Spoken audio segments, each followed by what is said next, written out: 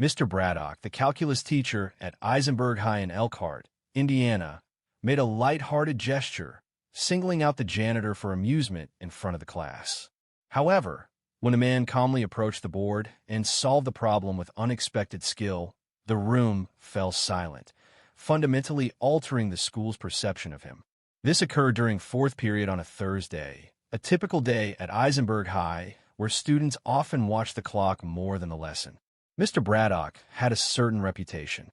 Known for his sharp wit, impatience, and sarcastic remarks, he was a figure who evoked tolerance rather than affection. The classroom felt stale. Equations covered the whiteboard. A subtle scent of eraser dust and old sneakers permeated the air.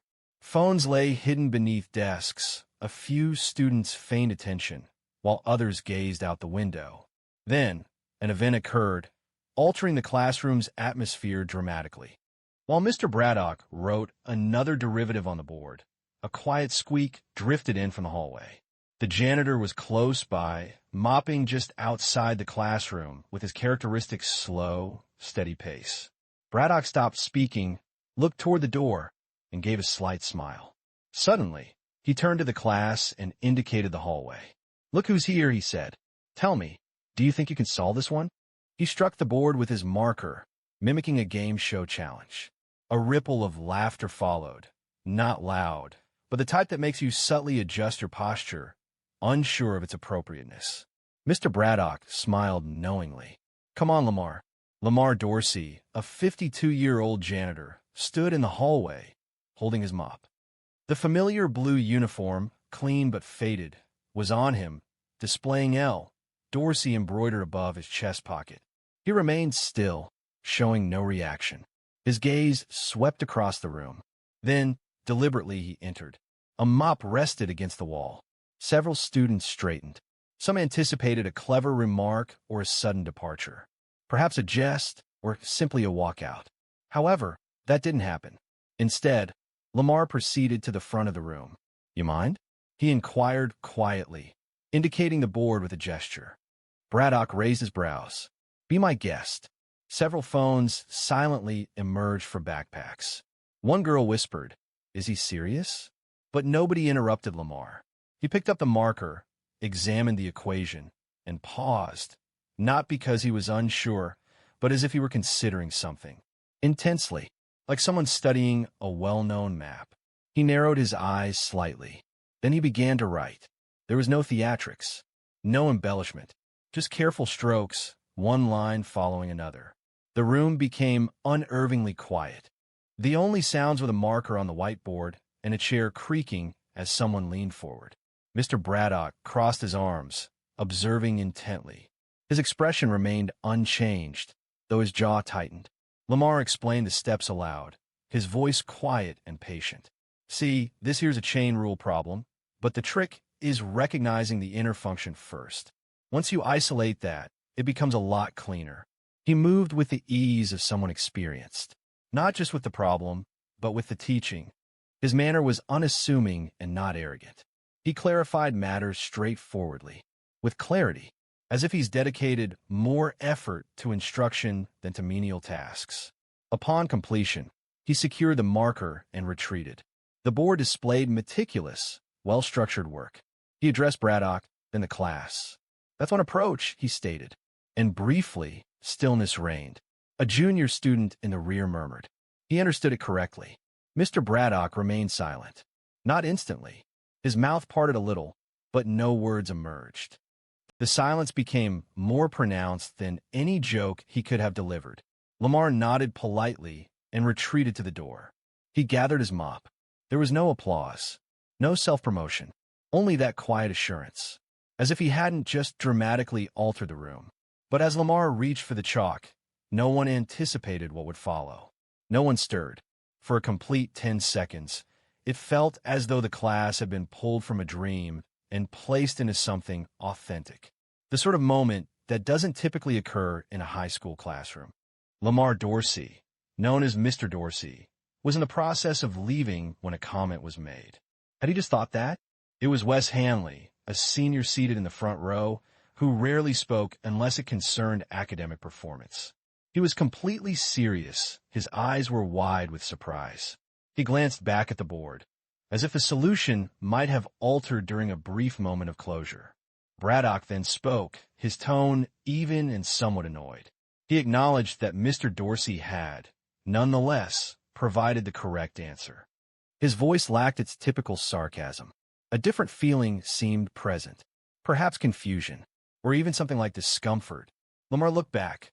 "I worked with numbers extensively in the past," he stated, then offered a slight shrug. "They remain with me." Several students chuckled, not directed at him this time, but because the atmosphere was easing. Lamar didn't pause for a reply. He departed, mop in hand, his shoes squeaking quietly down the hallway, as if nothing had occurred. It was as if he hadn't just resolved a complex academic challenge in less than 3 minutes without using a calculator. That's when the phones appeared. Someone had recorded the entire incident. Carly Benson, a junior in the third row, had already begun editing the video before the school bell sounded. In the hallway between classes, the topic of conversation was solely focused on the event. "Did you see Mr. Dorsey?"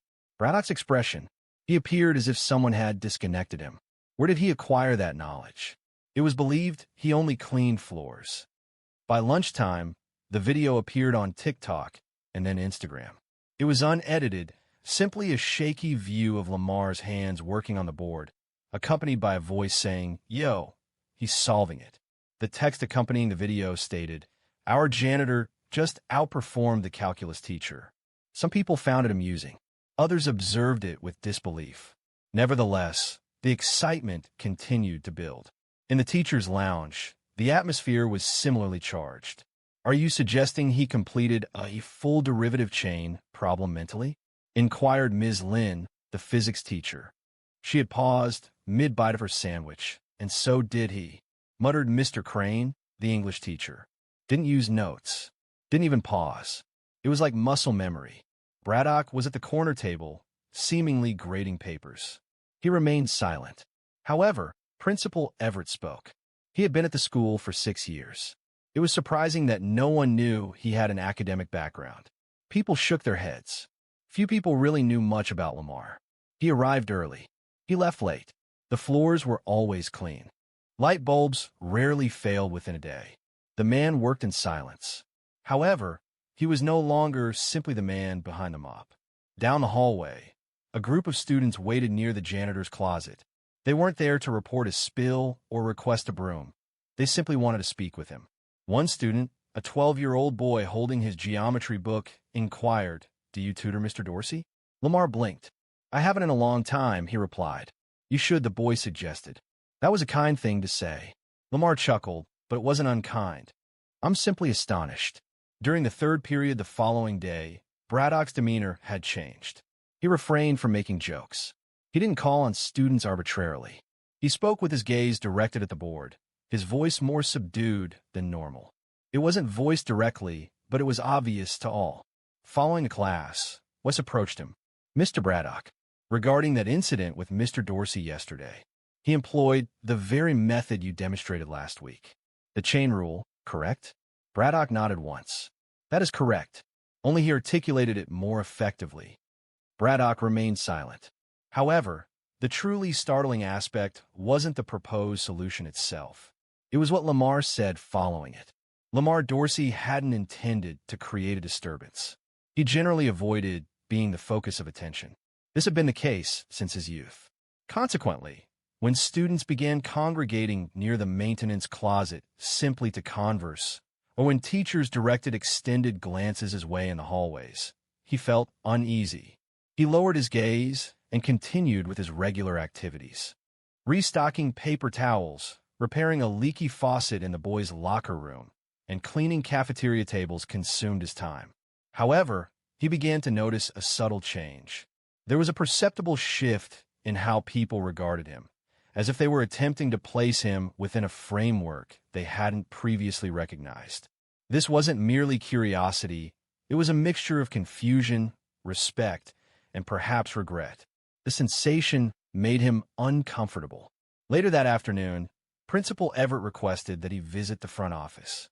He entered, still wearing his gloves, his uniform slightly damp from cleaning the cafeteria sinks. He took off his cap as a gesture of respect. Everett leaned forward in his chair, his hands clasped together. Lamar, may I ask you a question? Do you have experience in education or engineering? Lamar paused.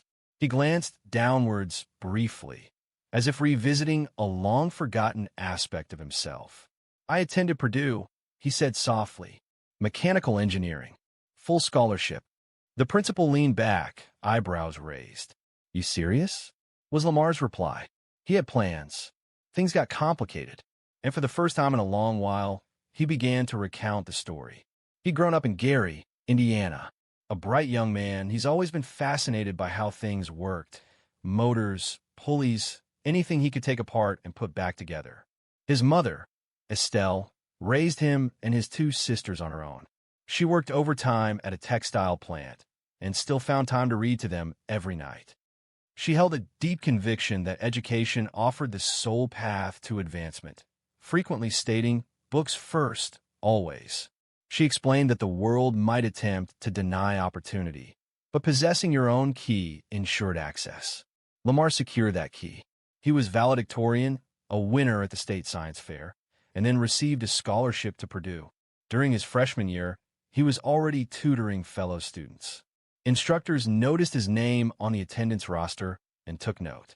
However, sophomore year brought a life-altering phone call. His mother had collapsed at work. Medical professionals diagnosed her with advanced cancer. When Lamar arrived at the hospital, she was struggling to remain conscious. I can handle this, she murmured. He disregarded her request and did not return home. He took a semester off from school, then another. He found employment, working in a warehouse and doing overnight shifts at a grocery store. He worked to cover expenses. Academic pursuits became less important. So did the dream. When his mother died, possessions were disorganized. He lacked a place to return to, lacked funds to complete his degree, and received no communication from a guidance counselor checking on his absence. I repeatedly thought I would return to school, Lamar told Everett. But one situation led to another. Life doesn't wait for anyone.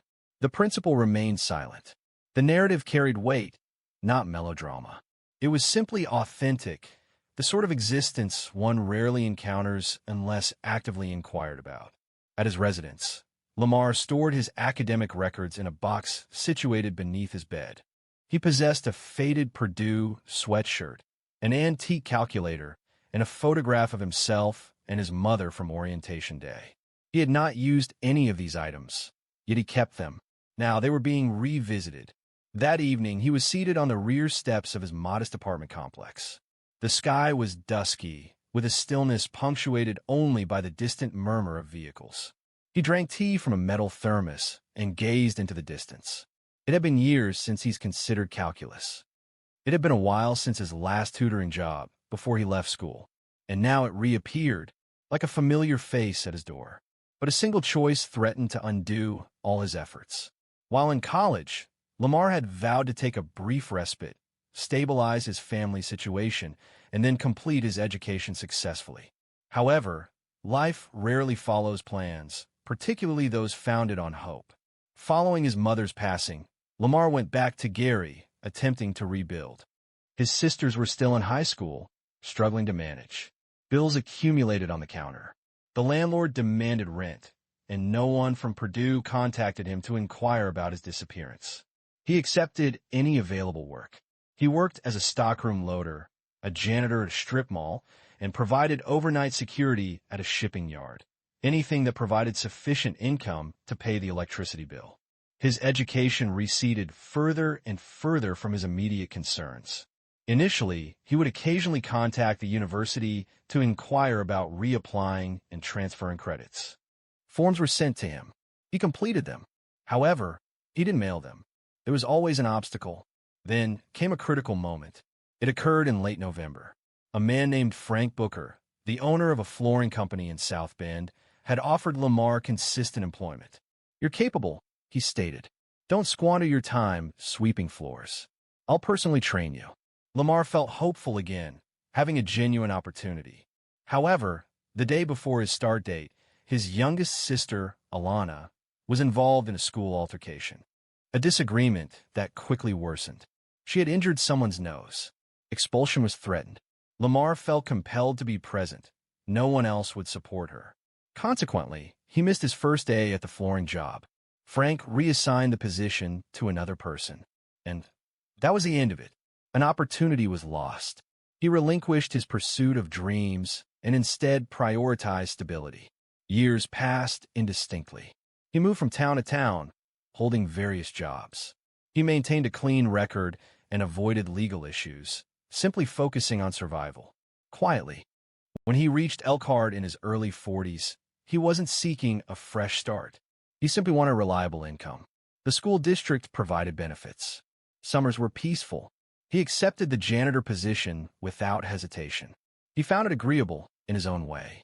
It was predictable. The work was clean. Students left him undisturbed. Teachers offered polite smiles. He didn't anticipate friendship or belonging. He didn't require it.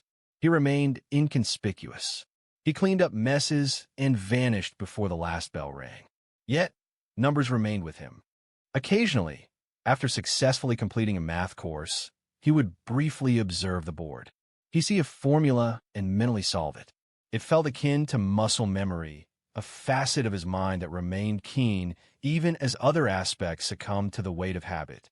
He would return home, prepare a simple supper, grilled fish, brown rice, perhaps some carrots, and peruse a vintage engineering book he stored behind the cereal boxes, just to confirm his abilities. He invariably did. He simply lacked an opportunity to demonstrate them. Then Mr. Braddock addressed him that day. And now, changes were occurring, not only at school, but also within him. He reflected on the students who waited outside his supply closet with questions.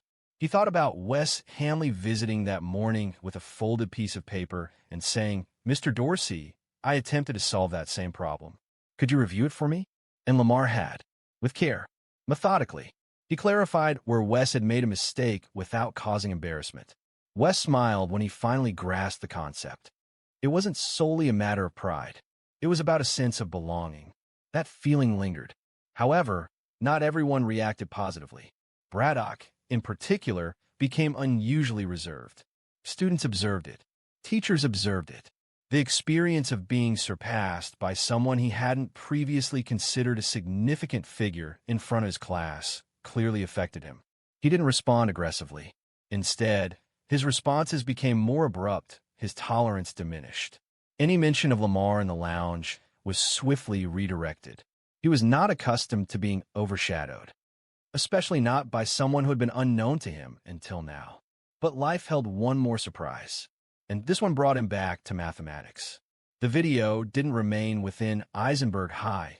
It spread beyond. It began with a local student page reposting it, accompanied by the caption, "When your janitor turns out to be smarter than your teacher."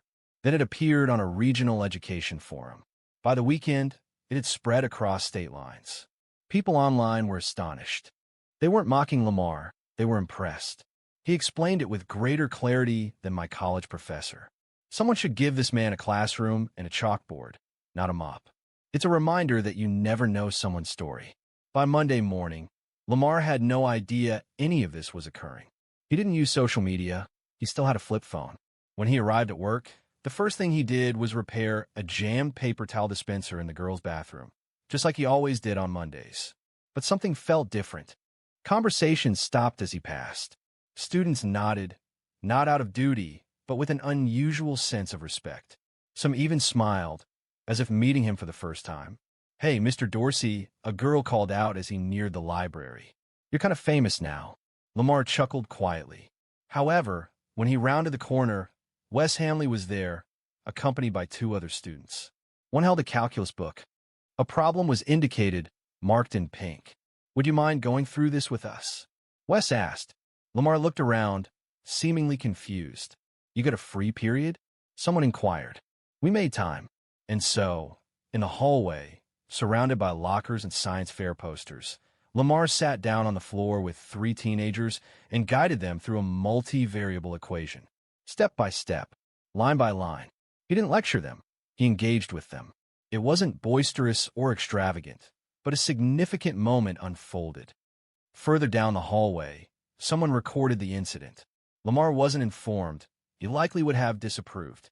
Returning to the office, Principal Everett was speaking with a member of the local school board. Affirming the information, she stated, Lamar Dorsey. He's been with us for 6 years. No, he's not faculty. He's a custodian. She hesitated, then responded, well, I wouldn't describe it as unorthodox. I'd say it was overlooked. Simultaneously, in the teacher's lounge, Braddock was reviewing an email shared by a parent containing a link to the now viral video. He closed the laptop without watching it. That afternoon, Everett called Lamar back in, offered him a seat. Lamar stayed standing. I've got a request from the board, the principal said. They want to know if you'd be interested in running an after-school tutoring program. Small group, voluntary, just a trial run. Lamar didn't answer right away. You'd be paid, of course, Everett added. This isn't about changing your existing responsibilities, but rather expanding them. Reflecting on the skills he still possesses, Lamar glanced at his hands. They were calloused, clean, and worn. I haven't taught in a long time, he stated. You haven't ceased to know, Everett responded. Lamar raised his gaze. There was no strain evident in the man's tone, only a straightforward suggestion. I will consider it, he said. That evening, he retrieved the aged cardboard box from beneath his bed. It contained the Purdue sweatshirt, the transcripts, and the orientation photo. He hadn't touched it in years. He spread everything out on the table. The paper had yellowed slightly. The edges were curled, but the words remained. That was the nature of knowledge. It didn't fade. It simply waited. He didn't need to become popular online. He didn't care about the views or the comments. But knowing he could still make a difference resonated with him. However, while some were impressed, others were not pleased by his growing recognition. As Lamar gained more recognition, the school environment started to change. This transformation initially manifested in the student body. Those who previously ignored him in the hallways began to greet him. Some even sought his assistance with homework during class breaks. Within 2 weeks, a small group of students had informally established what they termed Dorsey sessions. After school, they would gather in the library, notebooks ready, concentrating as Lamar elucidated ideas with a surprising clarity that everyone acknowledged. Soon, teachers noticed. Ms. Lynn, the physics teacher, was the first to visit the library and observe him assisting the students. You possess a talent, she remarked gently, and it's not limited to calculations. However, not all reactions were positive. Mr. Braddock had remained silent regarding Lamar since the initial event.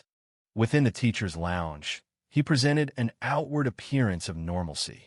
However, his silences betrayed a lingering bitterness. His speech was concise and abrupt. He avoided direct eye contact with Lamar and never referenced calculus. During a parent-teacher meeting, when Lamar's increasing impact on the students was discussed, Braddock stated, "It's good they're interested in math. Let's just make sure we don't blur the line between instruction and inspiration." While seemingly courteous, the underlying tone was unmistakable to everyone present. The principal didn't ignore the situation. He summoned Braddock to his office one morning and explained the issue directly. "I know it was difficult," Everett remarked, "but Lamar didn't shame you. He motivated them," Braddock conceded, adjusting in his chair. "He may lack formal credentials, but he's educated significantly more than we initially understood. And crucially, he's connecting with students in a manner that we haven't been able to." Braddock started to speak, then stopped. There was little to add. Lamar continued with his established schedule. He didn't request an official position. He didn't desire any preferential consideration. However, when Principal Harding suggested a small payment to continue the tutoring sessions, he agreed. The motivation wasn't financial, it simply felt appropriate. Consequently, he began carrying a small binder. Within it were pages of problems, blank worksheets, and notes he'd written by hand. During breaks, he'd sit in the back corner of the cafeteria and jot down formulas from memory, sometimes acknowledging a student who'd call out, "Hey, Mr. D." One afternoon, Carly, the student who filmed the original clip, approached him near the vending machines. "Did you ever want to be a teacher?" she asked. Lamar paused before replying. "I want to build things. Teach later, maybe, but life had different ideas." Carly responded, handing him a new mechanical pencil. "I think you're doing both now." He smiled. Thank you. However, beneath this pleasantness, there was underlying tension. Some parents had begun contacting the school. While the response was largely positive, a single, anonymous concern reached the board. The question raised was whether it was appropriate for a janitor to tutor students within the school. Concerns were also voiced regarding his certification and background checks for instruction. Everett addressed the matter promptly.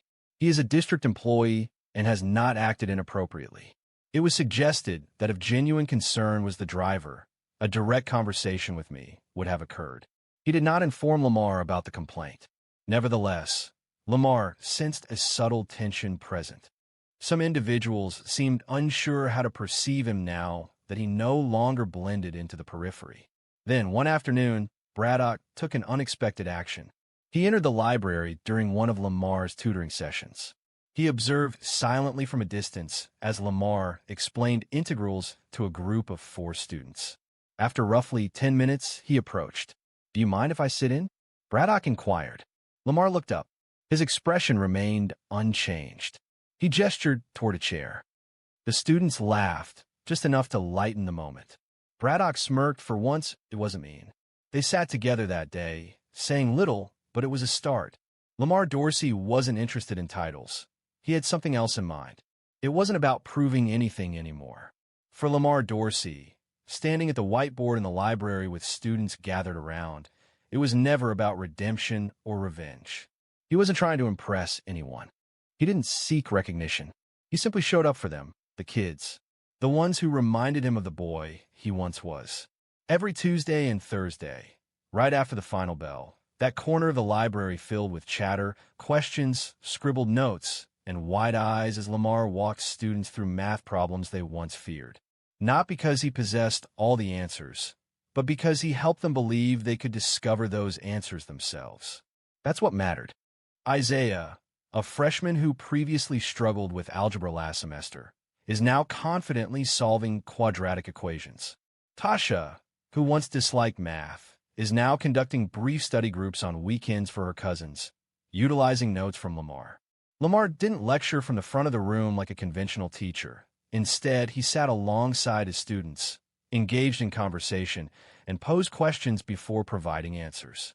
Consequently, an increasing number of teachers began visiting. They weren't there to monitor, but simply to observe his methods. Ms. Lynn inquired about utilizing some of his explanations in her class. Coach Rivera asked if Lamar would assist in establishing a summer preparation group for incoming freshmen. Even Braddock, typically hesitant and prideful, began visiting frequently. While not every day, he visited often enough. He would quietly suggest a couple of additional problems and eventually started offering words of encouragement to the students. The sharpness in his voice lessened. A change occurred within him, softening his demeanor. During one tutoring session, Braddock stayed behind after the students had departed. "You know," he remarked, glancing at the board, "I once believed this position conferred significance upon me. That teaching provided authority." Lamar remained silent.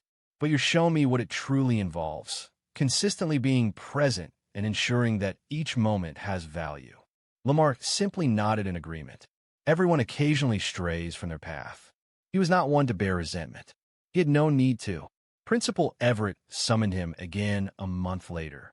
A suggestion was put forward to establish his sessions as a non-credit elective class next semester, designed for enrichment and to build students' confidence. Everett cautioned that we would need to navigate some administrative processes. Lamar responded, shaking his head gently, and stated that he appreciated the offer but did not require the formal recognition. He preferred to maintain a simple approach, encouraging attendance based on genuine interest rather than a fixed schedule. Everett agreed, nodding, and assured him that they would provide support in any way possible. News of his efforts extended past the school district. A reporter from a local news outlet visited to conduct an interview. Lamar chose to keep his comments brief, avoiding sensationalism and self-promotion. "I'm simply demonstrating what they already possess," he stated. "Sometimes it requires a bit of time to recognize it." In the spring, Eisenberg High held its yearly student showcase, featuring science projects, art displays, and choir performances. In one corner of the gym, a booth called Dorsey's Table showcased student reflections on math, life, and confidence. Many students wrote about how Lamar had helped them discover more about themselves. This wasn't because he provided answers, but because he listened and showed belief. By the end of the night, people had stopped asking, "Is he the janitor?" Instead, they were saying, "That's Mr. Dorsey." He didn't wear a suit. He didn't give a speech. He stood near the table, smiled, and expressed gratitude to the students who approached. Afterwards that evening, returning to his apartment, he retrieved the well-worn Purdue sweatshirt from the box beneath his bed. He refrained from wearing it. Instead, he folded it carefully, placed it inside a fresh storage container, and added a file containing student thank you notes alongside it. He understood that legacy isn't defined by positions. It's about the impact you create in others. He didn't require completing school to instruct. He didn't need a degree to guide. He simply needed to be present each day and demonstrate genuine care. And that's precisely what he intended to continue. Thank you for hearing Lamar's story. If it resonated with you, if it brought to mind someone you may have underestimated or someone who offered you support, please subscribe and share it with someone who could benefit from it. Because sometimes the most brilliant intellects reside in the most unassuming environments. For years, she evaded consequences for her inappropriate behavior until she struck a formally attired black man in court, unaware that he was the judge. The immediate aftermath shattered everything she had established. It unfolded rapidly, unexpectedly. Neither the bailiff, the court reporter, nor even the defendant seated anxiously in the front row anticipated it. Officer Tiffany Rourke had just entered courtroom 2B within the Franklin County Courthouse in Missouri. Her uniform was impeccable, her jaw set, as was her habit. She had established a reputation over the last 10 years, known for being authoritative, direct, and someone to avoid provoking. That morning, she was scheduled to testify in a minor drug possession case. However, she did not reach the witness stand. She noticed a sharply dressed black man standing close to the witness box, speaking softly with one of the attorneys. Without hesitation, she swiftly crossed the courtroom floor and slapped him across the face. The impact resonated through the room. A gasp followed, shared and instantaneous. You could hear the sound of papers falling, a pen rolling onto the floor. For a moment, everything seemed to still. Everyone remained motionless. The man showed no reaction. He didn't flinch, yell, lunge, or raise a hand.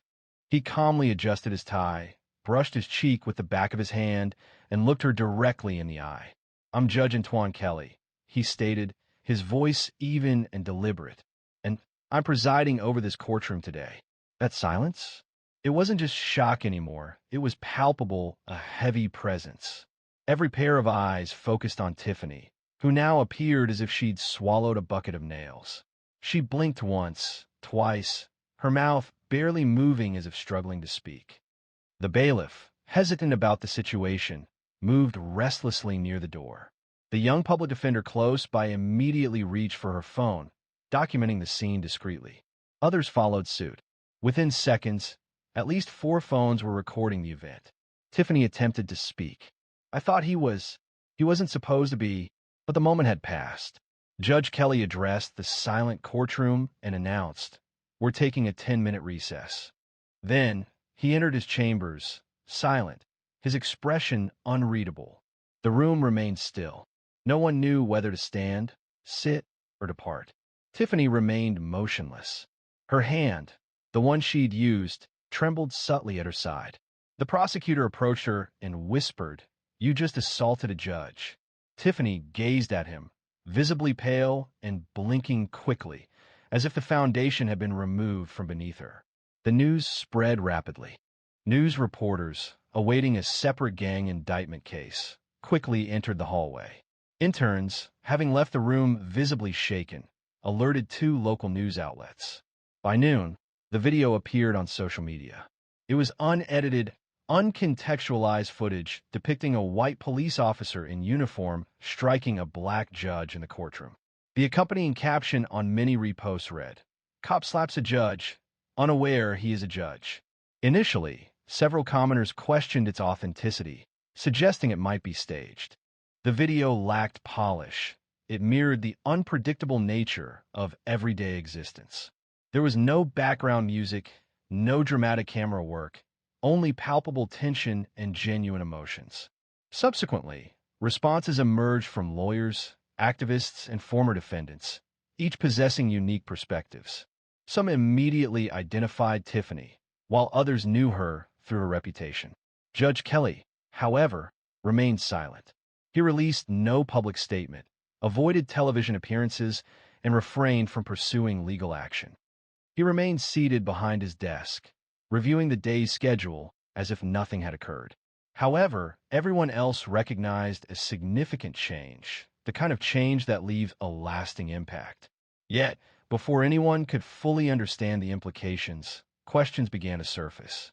What was the truth about Officer Tiffany Rourke?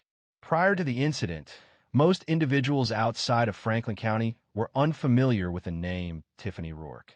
Within the force, however, she wasn't merely recognized, she was feared. Tiffany's ascent was rapid. Some believe it was too rapid. After graduating from the academy in her early 20s, she progressed to patrol, then narcotics, and subsequently to a specialized task force concentrating on high-risk neighborhoods. She received medals, appeared in department newsletters, and presented at 2 police conferences. However, beyond the publicized events and formal greetings, there existed another facet of Tiffany, the one largely unknown to the public. The initial signs were subtle. A young black driver, ticketed for a broken taillight, asserted he had not violated any laws. When he attempted to explain his situation, Tiffany increased the fine, citing noncompliance. He subsequently submitted a formal complaint, which was not addressed. A Latina mother reported that Tiffany conducted a vehicle search without justification outside a grocery store. When her 10-year-old daughter inquired about the reason, Tiffany responded, "You people should know better." The mother became distressed and filed a report, which was closed within a week. Subsequently, an event occurred that nearly reached the media. A video surfaced showing Tiffany verbally abusing 2 black teenagers seated outside a convenience store. She accused them of loitering. One of the teenagers recorded her outburst. However, the clip disappeared after the boys were arrested for resisting. There were also rumors circulating within the department's locker rooms and among court clerks. Tiffany reportedly used derogatory language when she believed she wasn't being observed. She allegedly threatened junior officers who did not support her in their official reports. Whenever her name surfaced in a formal grievance, the Internal Affairs Division discreetly marked the file as not sustained. She benefited from influential connections, including Chief Brannon, who described her as a capable officer navigating difficult circumstances. He believed the public lacked comprehension regarding the demands of policing in those communities. Fellow officers, such as Officer Sam Delaney, recognized the pattern early on. He once attempted to voice his concerns after witnessing Tiffany forcefully push a suspect's head against a cruiser window. She informed me that if I submitted any documents, my locker would be emptied by Monday. Consequently, he withdrew. They all did, not because they shared her perspective, but because Tiffany embodied the established order. She wasn't a deviation from it, nor an unusual case. She was the system. She represented the convergence of power and prejudice disguised by authority. And it wasn't simply her behavior, it was the confidence stemming from her perceived immunity. Around 6 months prior to the courtroom incident, a newly appointed officer, Jordan McLean, submitted a formal complaint following 2 weeks of riding alongside her. During that time, she halted 6 vehicles in a single day. All the drivers were black, and they were all within the same 3-block area. He documented in the internal log that none of the stops were warranted. McLean was then reassigned to desk duty 2 weeks later. Tiffany received a commendation. The underlying issue wasn't solely Tiffany's actions. It was the fact that others allowed her behavior to continue. Her advancement within the department wasn't in spite of her conduct, it stemmed from it. However, vulnerabilities had been appearing for some time prior to the incident involving Judge Kelly. Previously dismissed grievances began to reappear discreetly. The Internal Affairs Division had undergone a change in leadership, and recently elected city council members showed less willingness to ignore problematic issues. Yet, Tiffany remained unchanged. In fact, her actions intensified. At a precinct barbecue, she dismissed the evolving situation as political maneuvering, declaring to her colleagues, "They can't touch me. I possess more damaging information about a significant portion of this department than they have about me." She was unaware of this fact. However, that wasn't a display of influence. It was a countdown, and it had already begun. But when she delivered that false accusation in court, targeting the incorrect individual in the most detrimental location, that countdown reached zero. Consequently, the entire system she had depended on started to falter. When Judge Antoine Kelly returned to his chambers, he didn't forcefully close the door. He didn't discard any objects. He didn't raise his voice. He simply took a seat. He inhaled, moved closer, and grasped the pile of case files on his desk as if it were a routine Tuesday. However, it was anything but. This was unprecedented for the numerous individuals present in that courtroom. It was unusual for the lawyers who had witnessed considerable stress. But it was especially shocking for everyone involved. Nobody had ever seen a uniformed officer strike a sitting judge. Kelly had served as a judge for 12 years, primarily in Franklin County. He preferred a modest demeanor. He avoided publicity. He favored simple ties. He kept photos of his wife and 3 sons on his bookshelf, alongside a miniature gavel his youngest made in woodshop. Those who knew him understood one thing. His quiet presence carried weight. He had grown up in St. Peters, Missouri. He was the first in his family to go to college, then law school. He worked in public defense for 7 years before switching sides. He'd seen every kind of case, the petty, the tragic, the senseless. He treated them all with the same steady focus. The scene in that courtroom was jarring. That slap? It was a familiar feeling for him. Disrespect had been a constant companion throughout his career. However, this was unlike anything he's experienced, not a subtle insult, but a physical act performed publicly and undeniably. Remarkably, he didn't react with anger or boasting. Kelly avoided theatrics. He prioritized accountability. In the hallway, his clerk, Monique Barnes, remained motionless, still clutching the folder she was intending to present prior to the incident. She entered his office cautiously. "Are you all right?" she inquired. He looked up, appearing composed. "I'm fine." She took a seat, her gaze carefully observing his face for any indication of anger. "I don't know what she thought she was doing," Monique stated. "We can file something. Press charges. The footage is already widespread." He nodded. "We could, but I want to observe how they manage it." She inclined her head. "You mean the department?" he asked, folding his hands. "The entire system." He continued. "Let's see if it's still averse to accountability." Monique noticed his approach. She understood his method. He wouldn't be aggressive. He would wait and allow them to reveal their intentions. By lunchtime, Judge Kelly's name was widely discussed online. People recalled him from a graduation speech delivered at a local high school 2 years prior. Video segments reappeared. Notable statements were shared. The law isn't a weapon. It's a tool, and it belongs to everyone, not just the loudest voices.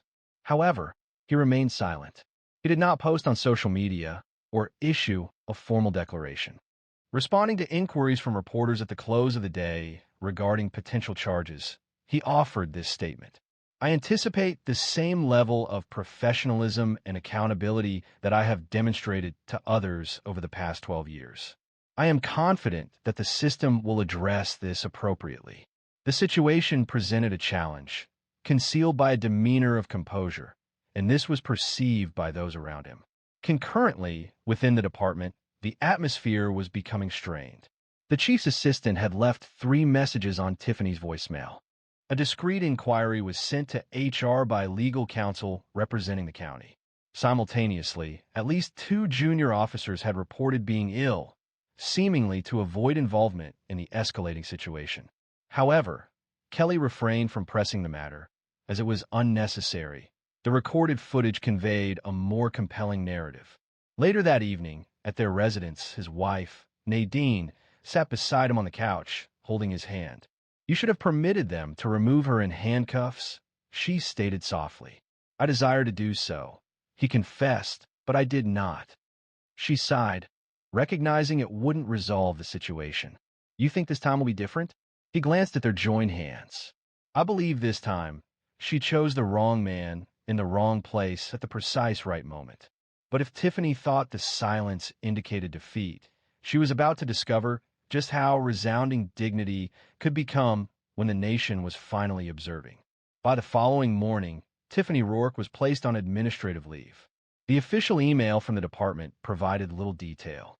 An investigation is underway concerning an incident involving court personnel. However, the details did not require a formal announcement. They were widely disseminated. The event rapidly spread online, with news broadcasts repeatedly showing it. Podcasts offered detailed analyses, and online forums were filled with accounts from individuals claiming prior negative experiences with her. A video surfaced from 4 years prior, depicting Tiffany arguing with a teenage boy during a traffic stop. The footage, grainy and captured by dashcam, showed her words slurred slightly and her tone menacing. The boy had been released without charges. However, the recording remained unseen until now. This time, people weren't just speaking, they were paying attention. And her badge offered no protection. Within the department, disarray reigned. Officers murmured in hallways. Her closest allies, those who previously joked with her at Friday briefings, now abruptly had other commitments when she approached. A memo from Internal Affairs began circulating. "We are seeking interviews with individuals who work directly under or alongside Officer Rourke." More than a dozen officers responded within 24 hours. Some did not provide their names. One of these officers, Detective Naomi Brennan, stated that she had waited almost 6 years to share her information. According to Naomi, she had previously threatened to reassign me to the county jail rotation if I questioned her reports again. A patrol officer, previously a cadet, recounted an instance where Tiffany placed a flashlight beneath a suspect's seat to create a pretext for a search. She referred to this as insurance, claiming no one would review her recorded footage. The situation had escalated beyond the initial incident. What began as a single event became a catalyst. Subsequently, a series of previously concealed issues were exposed. The Internal Affairs Department initiated a review of her prior reports, conducting comparisons. Analysis revealed certain trends, an imbalance in stops, and uncertain reasons given for those stops. The complaints persisted. Meanwhile, Tiffany attempted to shape the story. She contacted a local conservative talk show host, providing a hesitant phone interview, alleging the judge had appeared threatening and made a sudden action. The interview failed to gain traction. Even her consistent supporters hesitated.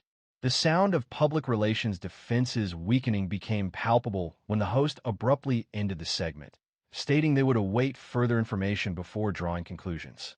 Subsequently, an email arrived from her union lawyer. "A conflict of interest prevents me from continuing to represent you in this situation.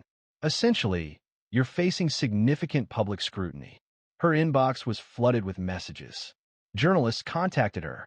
Friends ceased responding. Even her daughter, 19-year-old Avery, a college freshman, sent a brief text. "Why would you do that, Mom?" Tiffany was seated in her kitchen. The once esteemed medals from her service were positioned above the refrigerator. They appeared altered now, more burdensome, as though they no longer belonged to her. She continued to feel she hadn't erred significantly. Not truly. He appeared like a perpetrator, she murmured, by herself at her kitchen table. He shouldn't have been present there, attired as he was, speaking as if he controlled the situation. Yet, she was aware. This wasn't about what Judge Kelly wore or his location. It was about her instinct, the one she never scrutinized, the one that had secured her advancements, esteem, and apprehension, but never responsibility. And now, that instinct had transformed into a destructive force. 2 days following the incident, the Franklin County Police Department conducted a press conference. Marking the first time in 15 years, the chief was accompanied by legal counsel. "We do not endorse Officer Rourke's behavior in the courtroom. An internal investigation is underway. We are treating this matter with utmost seriousness." He offered no praise, such as describing her as a good cop or noting distinguished service. He provided no words of support, just facts, objective and detached. Tiffany observed the press conference on her living room television, mirroring the actions of everyone else. However, if she believed the lack of communication from her colleagues was the most challenging aspect, she was soon to discover the consequences of the foundation she relied upon gradually disintegrating, piece by piece. Tiffany previously moved through the department with an air of ownership. That was no longer the case. Those few who still met her gaze did so fleetingly and anxiously, as if they wished to avoid association with her. The precinct felt different now. Her firm authority had vanished, leaving an unsettling emptiness. It was as if a flawed painting had been removed, yet the fastener remained embedded in the wall. The period of administrative leave stretched on, devoid of salary, identification, and explanation, only a prolonged wait. At her residence, her sphere of influence diminished rapidly. Her daughter, Avery, had ceased responding to messages, not since the night of the incident. They had not shared a particularly close bond. Tiffany had guided her upbringing with structure rather than affection. Now, the silence felt different. She attempted to call again. "This is your mom. Please, just talk to me." The line disconnected after the initial ring. Tiffany looked at her phone for a significant time before setting it face down. She had believed for so long that she was in charge, that people's fear indicated respect, that those internal criticisms were merely background noise from individuals who didn't comprehend the demands of the position. Now, she sat at her kitchen table, the blinds partially drawn to obscure the camera van parked across the street. Her time was abundant, and the silence was profound. She had not yet been charged. However, the department was no longer offering her protection. The union had ceased communication. The lawyers had stopped responding. Simultaneously, further allegations surfaced. A civil rights watchdog group submitted a petition demanding an independent review of each case she had handled during the previous 5 years. Individuals began to come forward, one after another. Individuals previously considered suspects. Former officers, even a retired judge who remembered Tiffany yelling at a defendant during a trial. He had dismissed it then as stress. She checked online to read the comments, simply out of curiosity. Rourke exemplifies the need for reform. This woman believed she was above the law. She antagonized the wrong judge. Fortunately, and then the most damaging remarks, from people who asserted they were her friends. I consistently felt uneasy about her. Her behavior was consistently overly assertive. I recall an instance where she laughed following a child's tears in an interrogation room. That moment remains vivid. It wasn't disloyalty, it felt like obliteration, as if she had no connection to them whatsoever. Her voicemail was overflowing with messages. Reporters, civil attorneys, and even a woman from a documentary company inquiring whether Tiffany would consider sharing her perspective. She did not respond to the call. The garage offered her a semblance of security. She would sit in the car, engine off, doors locked.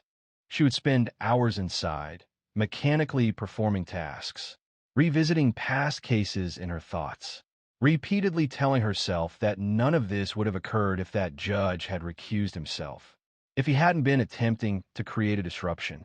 However, regardless of how many ways she analyzed the situation, she couldn't alter the fact that she had slapped a man in open court, a man who presented no danger, who was not a suspect, who held the position of a sitting judge, and the entire country witnessed it. During one afternoon, her neighbor, Mrs. Beasley, who previously waved at her during morning jogs, passed by with her dog and did not even acknowledge Tiffany. That small instance affected her more than anticipated. The subtle dismissal, the courteous rejection, it felt more impactful than the news reports. Because news reports disappear, but being overlooked, that remains. She magnified her image. Sunglasses, a smirk, her hand rested on her hip. At the time, she believed she projected power. Now, she perceived only arrogance. However, just as she felt her decline had reached its lowest point, a letter arrived. It requested her presence at a public hearing, an event that would expose everything and compel her to confront the one man who never increased his volume, but had already undermined her legacy. A public hearing was planned for a Thursday morning at 9:30 a.m. inside the Franklin County Municipal Assembly Hall.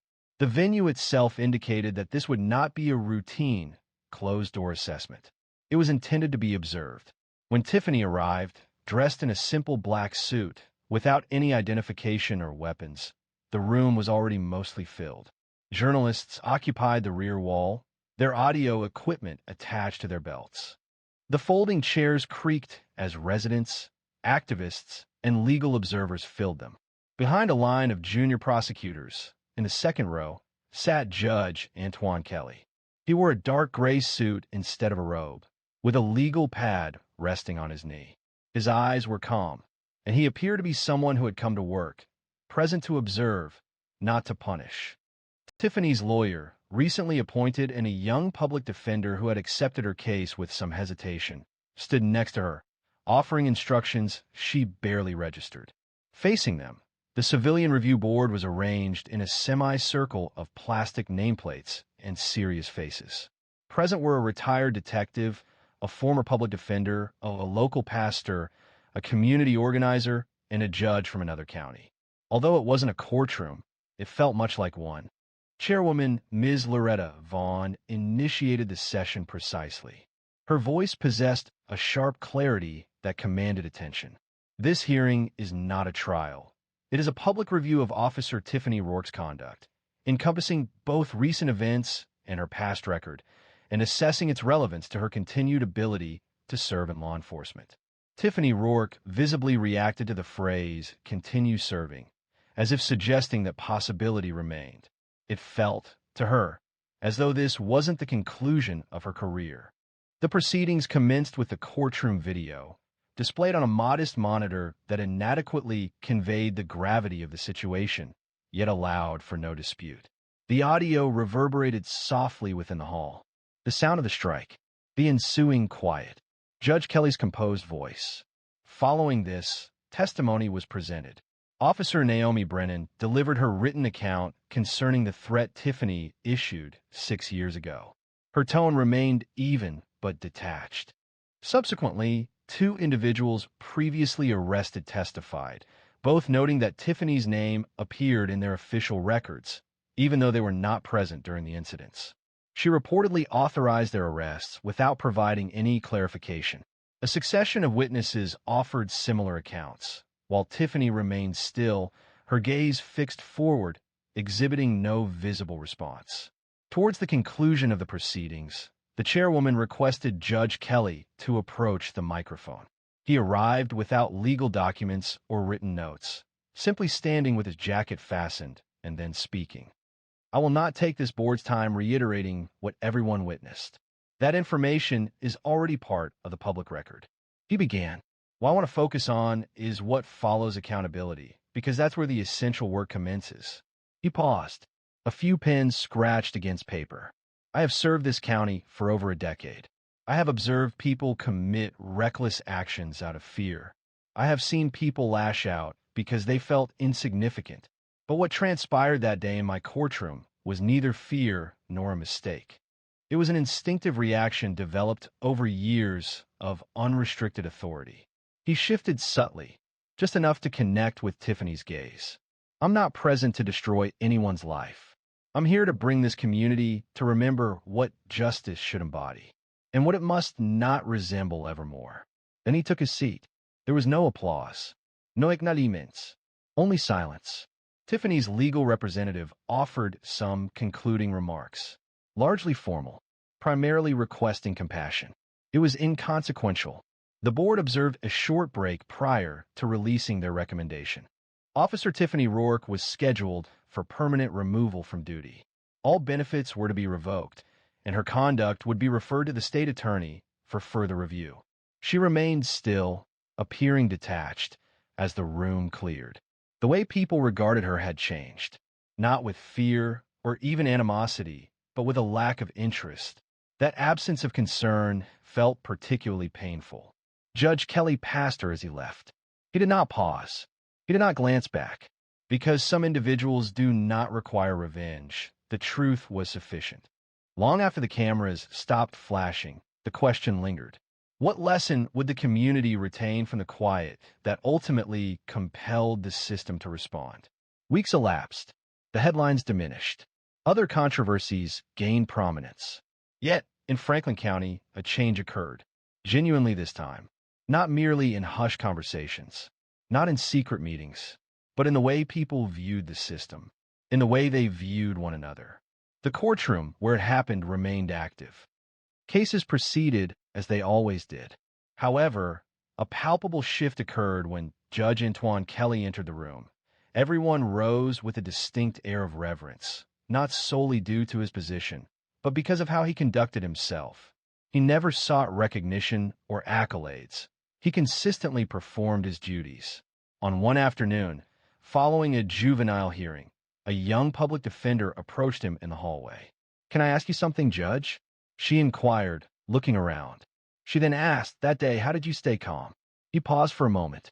I preferred not to give her what she anticipated. Then he smiled gently. He nodded once, and he walked on. That response lingered with her, and it resonated through the courthouse in other ways. Officers began participating in revised bias training that held genuine significance. A community board was granted substantive authority, more than just a nameplate and a folding table. Certain old case files were examined. Not every single one, but a selection, sufficient to signal that the doors were beginning to open. Regarding Tiffany Rourke, she reseated. She divested her home discreetly and relocated to a new area spanning 3 counties. There were no interviews granted, nor any public announcements made. She secured employment in private security for a shipping company. Her name ceased to be prominently featured in news reports, appearing only occasionally as a minor reference in opinion pieces. There was no return to public life, no narrative of recovery. Her decline wasn't sudden, it was gradual. Yet, what she forfeited was the sole thing of consequence to her: authority. And in its place, a silence settled that she couldn't alter. Simultaneously, more individuals stepped forward. Individuals harmed by fellow officers. Significant events, all fueled by what they witnessed in the courtroom. They sought not retribution, but recognition. That was the impact. The incident when Tiffany struck Judge Kelly was pivotal. It represented the culmination of a previously concealed history, a truth that resonated with the public. In a community like Franklin County, where progress typically unfolded gradually and discreetly, such visibility had a profound effect, extending far beyond the police department. The event disrupted the routines of an entire community. During a town hall meeting held 2 months afterward, a woman addressed the group. She appeared older, with her glasses slipping down her nose, and spoke with a steady voice. "I don't want another apology," she stated. "I want policies. I want change that doesn't wait for the next viral video." The room acknowledged her sentiment, understanding precisely what she meant. They understood because they had witnessed the repercussions when someone believes their badge provides immunity from accountability.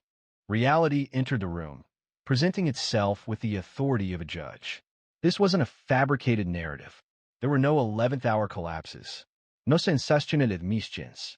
Instead, it was the gradual decline of an individual from a position of high regard, and the subsequent, equally deliberate effort to construct something more substantial in its place. The confines of that courtroom would forever remember the events that transpired within them. The initial impact might diminish. The media attention may dissipate, but the underlying principle endured. Unfettered power can become destructive. A lack of expression can carry more weight than vocal protest. And genuine justice doesn't require a forceful declaration to be acknowledged. What lessons can we draw from these observations? Perhaps it's that a person's true nature invariably emerges when no one appears to be observing, when a feeling of invulnerability takes hold, or when a facade falls away in a moment that cannot be retrieved. Tiffany established a dominion based on intimidation. Judge Kelly cultivated his standing through composure. Only one of them presently holds a position in the setting, ultimately, that embodies justice. Should this account prompt reflection, evoke emotion, or simply inspire a moment of consideration, please subscribe to the channel. We share narratives that others hesitate to explore, with truth as our guiding principle. A judge chuckled upon hearing that 17-year-old Naomi was representing her cousin in court, but the entire courtroom fell silent by the time she concluded her statement. The courtroom held a subtle aroma of coffee and aged floor polish. Fluorescent lights hummed above as Naomi Ellison proceeded through the double doors, holding a substantial manila folder close. Her walk was determined, though it was evident she had practiced it before a mirror. Her thrift store slacks were a little too short, the white shirt just slightly wrinkled, and her bun, braided tight and pinned, had loosened a little in the Georgia humidity. Despite this, she kept her head high. 17 years old, not a lawyer, not even a college student, she was present to defend her cousin, and she wasn't planning on being dismissed. It was late morning in the Berrien County Courthouse in Nashville, Georgia, a modest building where everyone knew everyone. This was not a courtroom known for dramatic proceedings. It typically handled minor traffic offenses, small claims, and occasional custody disputes. Judge Byron Talcott had served on the bench for almost 3 decades. People in town remarked that he seemed from an earlier era, a diplomatic way of noting his resistance to change and his limited acceptance of it within his courtroom. As Naomi announced her role as Deshaun Little's legal representative, Judge Talcott peered over his glasses, appearing bewildered. "You're what now?" he inquired, looking down at the docket. "I'm representing my cousin in this case," Naomi stated, her voice unwavering. "I prepared a written argument, and—" He interrupted her. "You're not a lawyer," he said, a slight laugh escaping his lips. A ripple of laughter spread through the courtroom. It seemed impossible that she was young enough to drive, let alone practice law. Several individuals adjusted their positions to observe her more closely. A man seated in the rear even smiled, seemingly anticipating an amusing spectacle. Naomi remained composed. Her expression didn't change, and her hands were steady. She nodded once, opened her documents, and stated, with respect, "Your Honor, Georgia law permits individuals to represent others in non-criminal proceedings, provided both parties agree." Judge Talcott raised an eyebrow. "And you're telling me he consents to this?" Deshaun, seated beside her in jeans and a t-shirt, leaned toward the microphone. "Yes, sir, I do." A subtle change permeated the atmosphere. Naomi cleared her throat and added, "I'm prepared to proceed if the court is willing." The judge reclined in his chair, pausing for an extended moment. Then he smirked and waved his hand dismissively. "Fine. This will be interesting." The bailiff, an older man named Wiggins, inclined himself forward a little, focusing his gaze on Naomi with a hint of curiosity rather than disapproval. Naomi organized her documents with precision.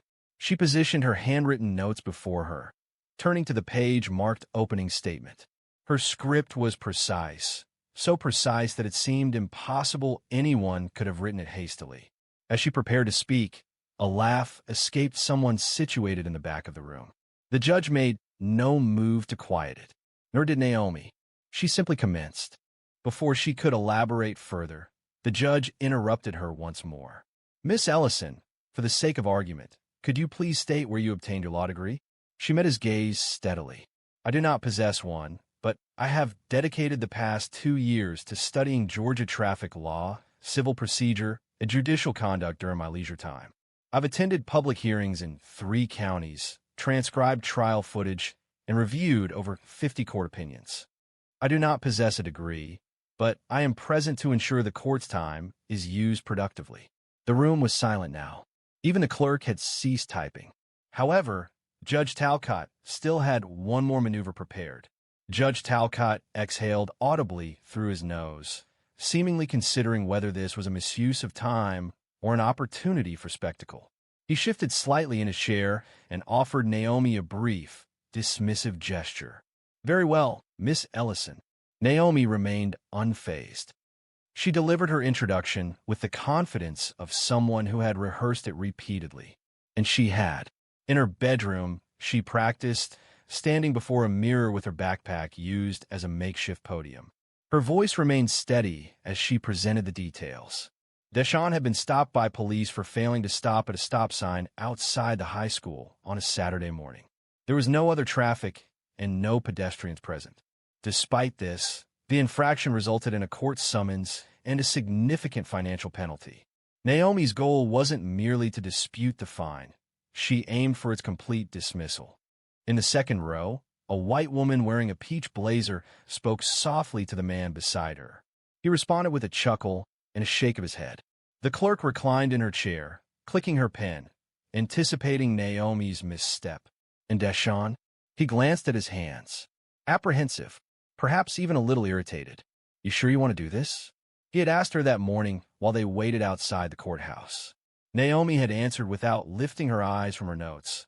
"I wouldn't be here if I wasn't." He remained silent after that. Now, seated beside her at the defendant's table, he fidgeted in his chair, seemingly wishing he could vanish. He was 17 as well, but Naomi made him feel even younger simply by being next to him. Naomi then addressed the matter of selective enforcement. The stop sign in question had been disregarded by numerous drivers that morning, including 2 local sheriff's deputies.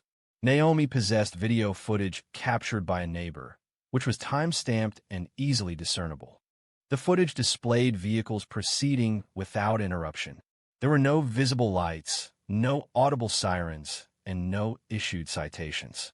She positioned a small USB drive on the table and raised her gaze toward the judge. "With the court's permission, I'd like to submit this as evidence." Judge Talcott remained still for a moment. Then, deliberately, he turned his attention to the bailiff. "Let's take a look." The screen activated. The courtroom's attention focused. The video consisted of straightforward street footage captured by a home security camera. Vehicle after vehicle passed the sign without pausing.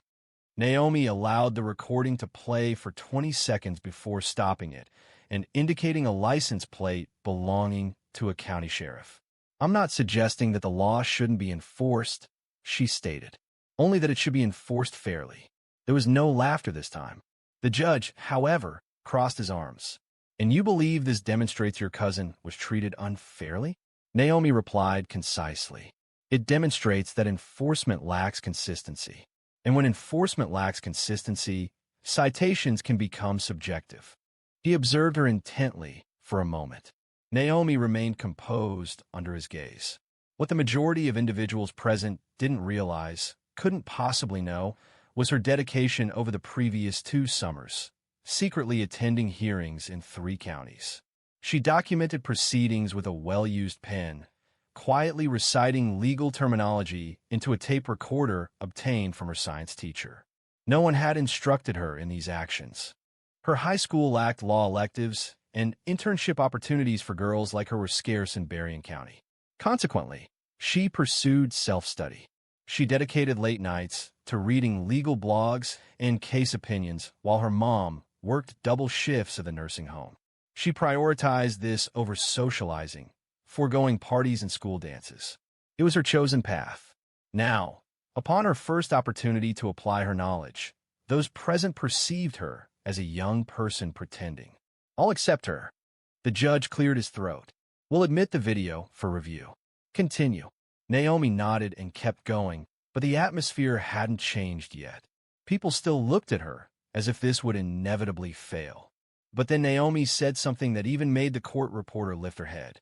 Naomi placed her palms flat on the table, leaned in just a little, and said, "This citation isn't just about a stop sign. It's about accountability. The question of whether authority figures, including officers, are held to the same standards as those they stop." That specific phrasing resonated powerfully. It didn't appear scripted, but its impact was undeniable. A noticeable silence fell over the room, unlike any that had come before. The murmuring ceased, and the expression softened. The clerk paused her pen-chewing habit.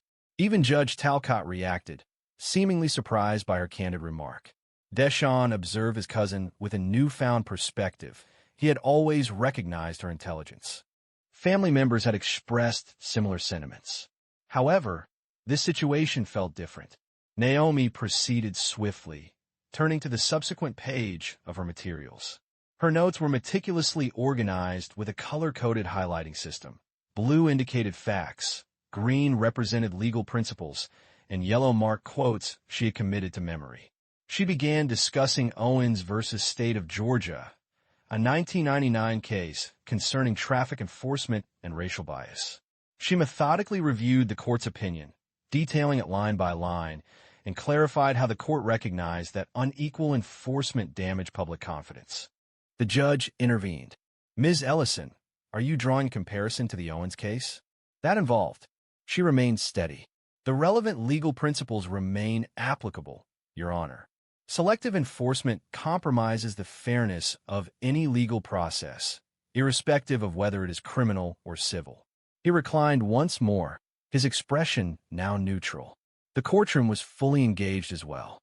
The woman in the peach blazer now sat forward, resting her elbows on her knees, and intently listened. The man beside her put away his phone. Naomi proceeded. She presented traffic enforcement statistics from Willow Creek County, figures she had obtained via a Freedom of Information Act request and printed at the public library. The data revealed that 83% of traffic stops during the previous year involved black drivers, while census data indicated they comprised just under 40% of the population. She placed the documents before her. "I'm not suggesting anyone intentionally targeted my cousin," she stated. "The court is being asked to consider the established pattern. Ignoring patterns allows them to persist. This presentation is devoid of theatrics or raised voices. It is simply a recitation of facts and a quiet, direct assessment." Judge Talcott reviewed his notes, tapped his pen against the folder before him, then made a notation. The bailiff, Wiggins, folded his arms, not as an act of opposition, but in attentive listening. Deshawn murmured, "Yo, did you really obtain all those numbers?" Naomi murmured, her gaze fixed on the judge, "It took me 3 weeks." Deshawn blinked, surprised by the intensity of her statement. A cough echoed from a few rows behind. Yet no one chuckled. The judge remained silent, examining the printed documents before returning his attention to Naomi. "You've certainly done your homework, Miss Ellison," he observed. She offered a single nod, composed and prepared. Then, for the first time since she entered the courtroom, Naomi hesitated. The silence wasn't due to a lapse in her speech, but because she had arrived at the critical juncture of her argument. Her statement emphasized that the matter wasn't about achieving victory, it was about fairness. She affirmed that if the court found her cousin had indeed violated the law, they would abide by the decision. However, she insisted that if citations were to be issued in Cedar Creek County, they needed to carry consistent meaning regardless of the driver. This was the pivotal moment, not when she referenced legal precedent, nor when she presented the statistics. The sincerity of that statement seemed to resonate, and the judge closed his folder. "Let's take a 10-minute recess." Gasps weren't permitted in courtrooms, yet they were audible, noticeable in the subtle shifts of people and the murmured comment, "He never does that." During that brief pause, Naomi experienced her initial wave of genuine uncertainty.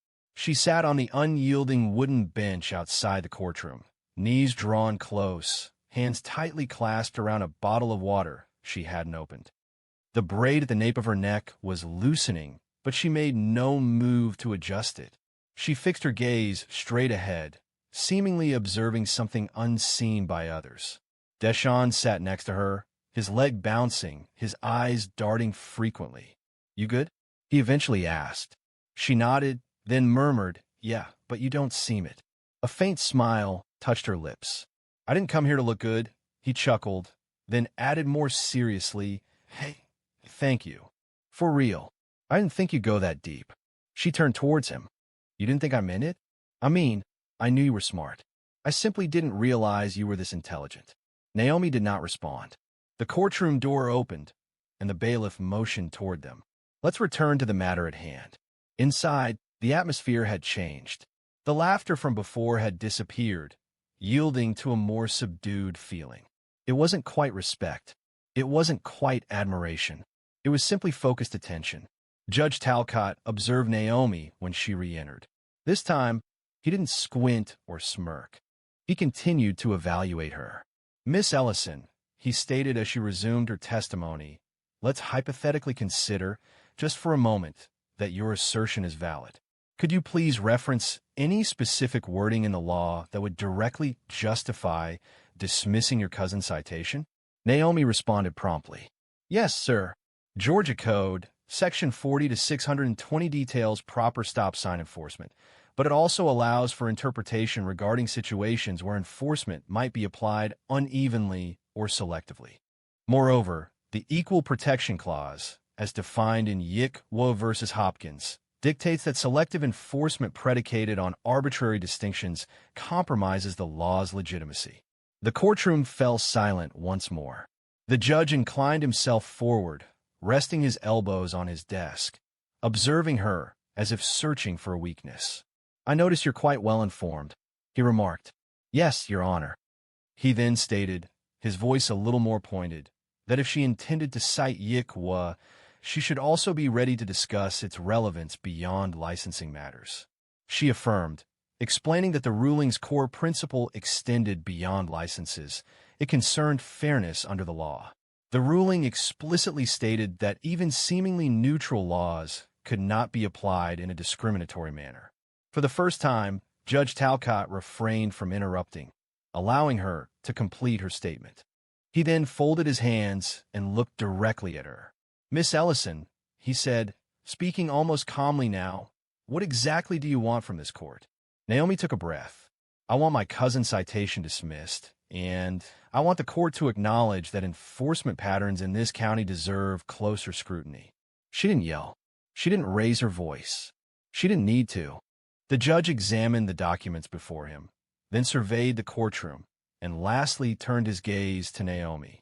Unexpectedly, he posed a question. May I review your notes? Naomi was taken aback. I'm sorry, he repeated. Your notes. It's evident you've invested significant effort. I'd appreciate the opportunity to examine them. The inquiry was unusual. Judges rarely made such requests. Naomi approached and presented the notes. Her hand briefly touched the bench, but she maintained her balance. The judge examined the pages, methodically, handwritten, color-coded, and arranged with the precision of a junior associate at a leading downtown Atlanta firm. This is remarkable, he stated after a prolonged pause. The courtroom remained silent. He then added, however, you must understand that argument isn't always sufficient in court. Sometimes, regardless of how just you are, the structure doesn't yield. Naomi did not avert her gaze. Then perhaps the structure requires pressure. The judge raised an eyebrow, but before he could respond, someone in the gallery stood. The woman who stood in the back row appeared to be in her 60s, with silver hair pulled back tightly and a black blouse buttoned to the neck. She seemed like someone who didn't speak unless it was important. Your Honor, she called out, her voice steady but quiet. Judge Talcott turned slowly. Ma'am, you need to sit down. This isn't open for public comment. But the woman did not flinch. I am Judith Minter. As a retired attorney with 41 years of experience in civil litigation, I feel compelled to state, for the record, that this young lady presented one of the most well-structured arguments I've observed in a courtroom, even among federal proceedings. While gasps weren't permitted, an audible intake of breath was clearly heard from half the gallery. Judge Talcott visibly stiffened but remained silent, simply observing Naomi. A fleeting, unreadable expression crossed his face. Frustration? Perhaps. Or something else entirely. He announced another recess. Naomi hurried outside. Her chest felt constricted, and her hands trembled slightly this time. Not from fear, but from the weight of everything. The room, the atmosphere, the abrupt quiet that followed the woman's statement. Deshawn followed her and sat next to her once more. You all right? He inquired. She hesitated before responding. Her fingers moved restlessly in her lap. Why would she say that? Naomi asked, almost to herself. Why would someone like her defend me? Deshawn shrugged, because she observed what everyone else had seen. Naomi allowed her shoulders to relax a little. Her entire body had been rigid for more than an hour, and she hadn't been aware of it. The courtroom doors opened again, and Naomi was surprised when Judith Minter emerged and approached her. Miss Ellison, she said softly as she sat down next to her on the bench. Do you understand the sort of bravery it requires to stand where you just stood? Particularly without the qualifications. That's not something that can be fabricated. Naomi began to speak, but Judith raised a hand. I'm not attempting to compliment you, she said. I'm stating a fact. And if you ever consider a career in law, I mean professionally, please contact me. I know individuals who would be fortunate to guide someone with your potential. Naomi paused, unsure how to respond. All she could say was, thank you. Judith smiled, then rose. Finish well. Don't allow him to manipulate you. He possesses more intelligence than he conveys, but he's likely to show you deference if you remain perceptive. Following that, the woman vanished down the hallway, her heels clicking softly against the tile. Deshawn turned to Naomi, a combination of awe and disbelief evident on his face. Yo, who are you right now? She offered a quiet, almost weary laugh. I'm just me. However, something in her demeanor had shifted. The anxiety was still present, but it no longer dominated. Not entirely. The bailiff entered the room. They're ready. Naomi stood, adjusted her shirt, and retrieved her folder. As she re-entered the courtroom, there were no whispers, no smirks, and Judge Talcott no longer leaned back as if dismissing her. Instead, he leaned forward. Naomi returned to the table, arranged her closing statement, and awaited approval. The judge offered a brief nod. Proceed. She took a final breath to compose herself, and then she began. The words she was about to speak would silence the entire courtroom. Naomi spoke calmly, no need for raised tones. My cousin is a teenager. He committed a minor error. But if the law isn't applied equally to all, young, old, black, white, officer, civilian, then it ceases to be law. It transforms into a suggestion, or, even more detrimentally, punishment for some and a caution for others. A stillness fell over the room. No one moved. Every gaze in that room was focused on her. Even the clerk, who had kept her fingers poised over the keyboard, was frozen midair. She continued, we've all heard that justice is blind, but it shouldn't be deaf. It shouldn't ignore patterns, or silence people who speak up about them. Naomi walked slowly to the evidence table, pulled up the citation, and held it out. This citation isn't just about a stop sign. It's about the choice to enforce, or not enforce, the law based on who's in the driver's seat. Her voice remained steady, almost calm, but her words carried significant weight. She addressed the judge. You inquired previously about what I sought from this court. I stated then that I desired the citation dismissed, and I maintain that desire. However, I also want recognition that fairness should not be something earned through appearances or background. It should be inherent, a given, for all. Judge Talcott looked down, tapping the citation folder again with the corner of his pen. He remained silent. Not yet.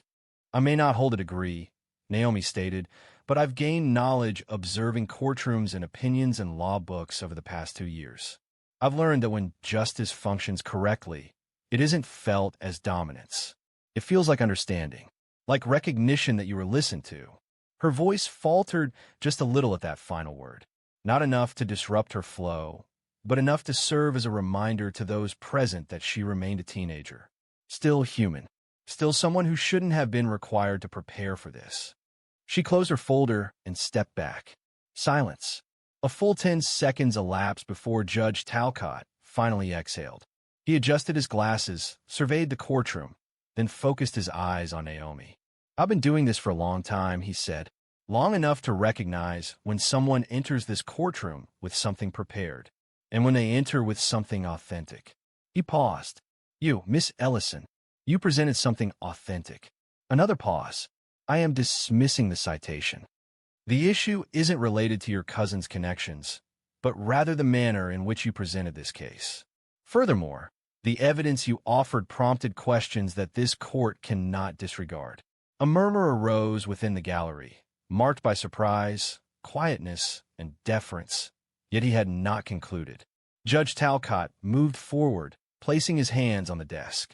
To be candid, I initially found amusement in your presentation, and that was an error. You didn't simply prepare, you informed this courtroom, and myself included. You maintained your position in a setting not intended for someone of your stature to speak with authority. And I believe this will not be the last instance he tapped the gavel once. Not forcefully, simply to conclude proceedings. Court is adjourned. Naomi remained still initially. Deshawn observed her as if she were an unfamiliar person. Or perhaps he was at long last perceiving the version of her that had always existed. Those present in the gallery did not immediately leave. Several approached her discreetly. The clerk even nodded once, murmuring, "Nice work, kid." Naomi held her folder close to her chest again. But now it didn't seem like a shield. It felt like a credential. As she and Deshawn walked out into the sun, he nudged her. "You're going to be on somebody's billboard one day." She laughed. "Not unless they catch me on a good hair day." He smiled wide. "Nah, I mean it. You changed something in there." Naomi looked ahead at the street, eyes squinting against the light. "I hope so." What followed would demonstrate that this instance marked merely the commencement of events. A week later, Naomi found herself once again in her bedroom, amidst piles of notebooks, scattered pens, and her age school laptop adorned with discolored stickers. Her triumph at the courthouse had been reported in the local news. It wasn't extensive coverage, simply a few brief mentions in the Nashville Herald and a Facebook post from an individual who had been present in the gallery. However, the phone call that fundamentally altered the situation did not originate from a journalist. The call originated from the office of attorney Roland Brewster, located in Macon. She nearly ignored it, as the phone number was unknown and her mom had cautioned her against answering unrecognized calls. However, an intuition prompted her to answer. "Is this Naomi Ellison?" a voice inquired. "Yes," she replied. "This is Angela from the office of Roland Brewster. He would like to speak with you, if you're available." Naomi straightened on the bed. Certainly?" A click was heard. A man's voice then spoke, warm yet straightforward. "Naomi, my name is Roland. I've been practicing law in Georgia for 27 years. A colleague of mine, Judith Minter, sent me a copy of your court presentation. She said I'd be a fool not to reach out." Naomi remained silent initially, not due to nerves, as she wasn't feeling them. She was simply uncertain if it was genuine. "I want to offer you something," he continued. "It's not a job, yet, but it's a mentorship, one that could develop into something further. There's a summer program designed for young, creative thinkers. We want you to be a part of it." She discovered her ability to speak up. "But I haven't started college yet. I haven't even finished high school." He chuckled. "That's not important. We're not seeking degrees. We're looking for minds capable of sparking change." Naomi looked at her notes. The same ones she'd used in court, now spread across her desk like discarded awards. "I'm intrigued," she said. "Excellent," Brewster replied. "Please send me a copy of that argument." Following the call, Naomi remained still for an extended period. She didn't move or smile, simply taking everything in. A change had occurred.